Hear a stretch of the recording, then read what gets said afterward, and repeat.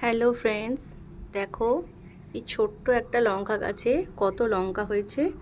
এই গাছটা আমি 15 থেকে 20 দিন আগে একটা নার্সারি থেকে কিনে নিয়ে এসে বসিয়েছিলাম। সামান্য একটু মাটি আর এর মধ্যে একটু গোবর সার দিয়েছি। 15 থেকে 20 দিন বাদে আমার গাছে কত ফুল ফুটেছে। আর দেখো ছোট ছোট বড় অনেক রকমের লঙ্কা হয়েছে, 12 থেকে 15খানা মতো লঙ্কা ধরেছে। দেখো ভালো করে দেখো,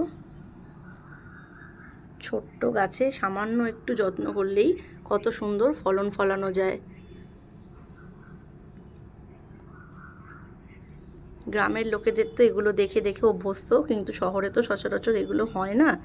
ছাদে যেটুকুনি জায়গা পাওয়া যায় সেখানেই টবের মধ্যে করা হয়েছে, তাতেও কত সুন্দর ফল ফলেছে। আমার তো খুব ভালো লাগছে। তোমাদের সবার কেমন লাগলো জানিও।